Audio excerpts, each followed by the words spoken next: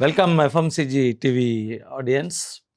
Today, yet again, we have our good friend Kannan, United Nations ex-official. We are going today to talk about 5 countries which he recently visited for his personal plus some speech delivering visits for 2 months. So he is a man who narrates certain unknown areas of good things about any country or a person. So I take this opportunity to welcome Kannan. Very, very nice. Please do enlighten our people. What are the countries you traveled recently? Because you concluded that phase of 2 months of travel. I did.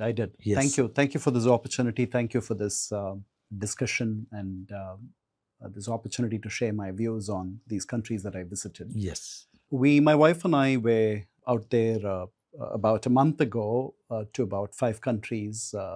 First country that we visited was Japan. I'd never been to Japan. Been to several countries. This is your first visit? That was my, that was my maiden visit, if you may. For you itself. Correct. United Nations, you were not. Japan, I worked for the Department of Political Affairs and Peace Building, which means that I'm usually posted in conflict zones. Oh, okay. So Japan is conflict finished zone. Tojo Japan is over. Tojo Japan is behind us. Okay. Japan is a great imperial power. You kindly enlighten our members. Whatever observe, because you are not a normal tourist mindset person. No, in fact, I kept a journal when I was there for 10 days. My son works in Tokyo. He lives almost in the heart of Tokyo. He works for a human resources agency. And prior to that, he used to work with Mitsubishi Daimler truck manufacturers. Daimler, I thought, is a German. Correct. So it's a collaboration between Mitsubishi, the Japanese firm, and Daimler, the German firm. Okay. So they operate from there. And he used to be he had studied financial management or something. And so he was there. I don't exactly know what he was doing with Mitsubishi. He had told me, to be fair to him. Okay. But I've grown old, so I've forgotten. So he moved, he found this place. He works for a Britishers run human resources, a headhunting agency, which is one of the leading headhunting agencies in Japan. So he recruits people for recruiters for major companies. So the important requirement is you need to know Japanese. So he could recruit people from India, provided their Japanese was fluent. And there's a lot of need for... That means I think you are indirectly or directly telling our viewers. Absolutely. If you learn Japanese, there is good opportunity. You're absolutely If you right. learn an extra language, you have a very good opportunity, particularly for people who are young, who want to grow in their life, who want a good exposure. Please look into this program and also understand how you can make good of these things. There are 3 languages that I would highly recommend for our viewers to study. One is Japanese. I would place it as the first language. The second language, almost close to Japanese, that I would highly recommend would be German. Oh. There's plenty of opportunity in Germany. In Germany. Okay, the third language, which I would recommend, not so strongly, but still there are a number of opportunities and there will continue to be opportunities, is Russian. Okay. Let's go to Japan first. Yes. So I was in Japan for 10 days with my wife, and then we went to different places in Japan. We were in Tokyo for about 5-6 days. We went to Kyoto, which is another major town, and then we went to another city called Nara. We also went to Hiroshima. Japan is a place that any human being should visit at least once in their lifetime. It's an amazing place. It's an extremely organized place. The Japanese are very mindful people, mindful of you. They don't speak in trains. They don't speak in the subways. They don't speak in public buses. And they are... No chatting. Not at all. They don't answer phones. Their phones are on silent mode. They don't play a video like we do in common... Public places. In public places. Where they care more about sound pollution. Absolutely. So these are people who are very programmed, gentle, and in every Every minute, this is very clear to you. It's one of the cleanest countries that I've ever visited. Cleanest. The sense of civic sense. There's not a single rubbish bin in any public place. Bus stands, railway stations, there is no garbage bin.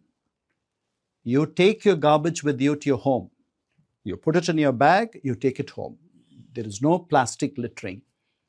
There are few shops. 7-Eleven, you must have heard of these shops. Yes. It is actually a Japanese shop. Okay, I have seen a lot of that stores in Thailand and Malaysia. 7-Eleven is a major franchisee.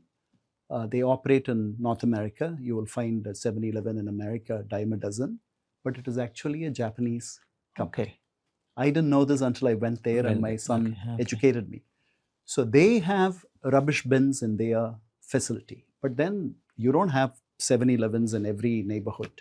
You have some. So firstly, this is something that you really notice. The second is their public toilets. I have never seen more cleaner toilets in the world than the public toilets in Japan. They don't even smell foul. They don't even smell foul. And before the men's urinal, next to the men's urinal, there's a small knob. So if you're carrying a bag, you hang that on that knob. Yeah, here we struggle where to put. So everything is so carefully thought through by the Japanese. You go to the train stations. The only difficulty about Japan is very few speak English. Very few speak English. It's a nation of 120 million Japanese. But if you interact, they will interact with you. They are by nature. They understand or you understand. Very few speak English. You'll have to be conscious of that. But today, with all these gadgets, you can have a ready translator. You can speak, and your phone will speak in Japanese to them. It'll translate and it'll speak. So that is not a major issue. But still, I just wanted to tell you that they start learning English at a later stage in school. Oh, not in the initial period. No, not at the very first grade, etc. I think maybe the third grade or fourth grade they begin learning, and then it's 1 hour, I think, per class. Okay. And this they take, but most of the education is in Japanese.